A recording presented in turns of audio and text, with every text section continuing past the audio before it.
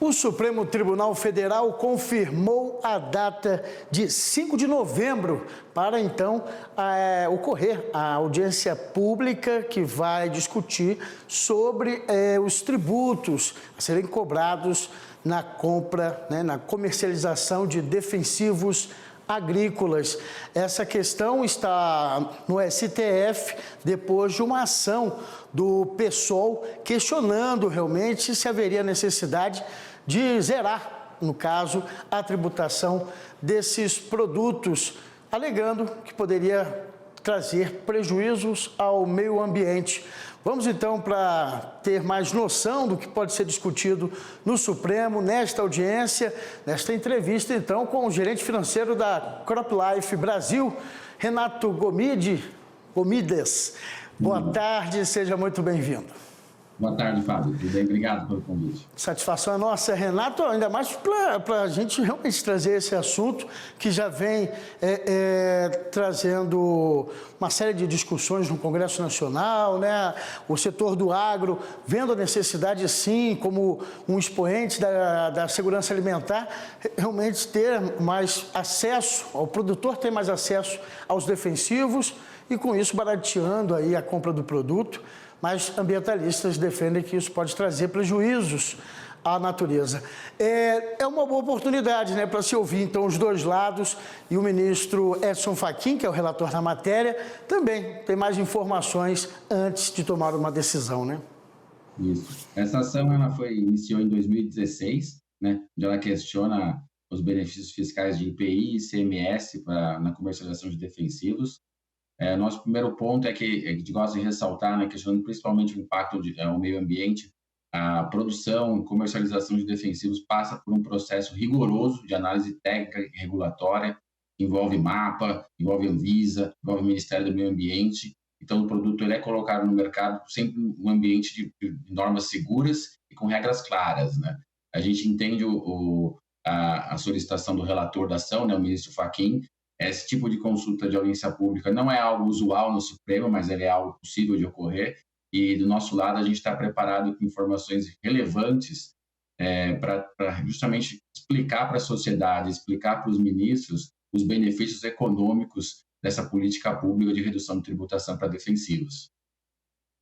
Inclusive, o Supremo Tribunal Federal, depois que adotou vamos dizer assim, método, né, de convocar uma audiência pública para que possam ser discutidos os assuntos de uma ação polêmica, né, para que assim realmente possa trazer subsídios, né, informações que pode passar despercebido em alguma análise, assim não, coloca-se tudo às claras.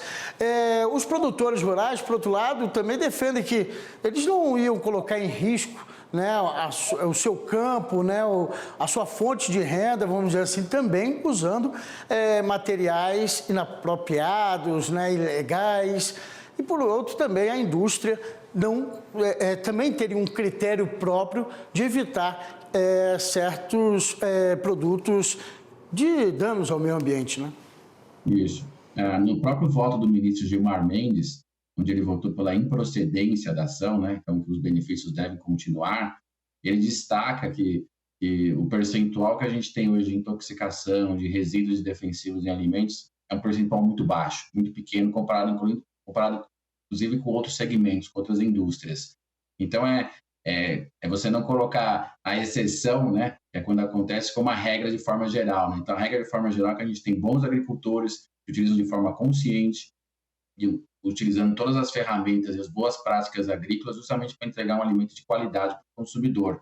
Então, o nosso entendimento é que uma ação dessa pode ter um impacto muito relevante, por exemplo, no custo de produção, na cesta básica e principalmente no consumo daquelas famílias de menor renda, porque proporcionalmente eles têm um consumo de alimentos maior do que outros segmentos de faixas de renda diferente. Então, quanto que isso pode impactar? A gente quer demonstrar esses dados na audiência pública e mostrar de forma clara que existem benefícios econômicos importantes para o país, para essa política pública adotada desde a publicação do Convênio 100. Renato, de alguma certa forma, isso também poderia, talvez, ajudar vamos dizer assim, num registro mais rápido de determinados produtos? Você acha que com isso, porque perde-se muito tempo na análise, talvez, né? Isso, pelo menos, tem sido uma reclamação de alguns fabricantes, né? Que acaba que a solicitação de registro fica muito tempo em análise. Você acha que isso pode, de alguma certa forma, agilizar e colocar no mercado produtos mais variados e assim ficar a escolha do consumidor?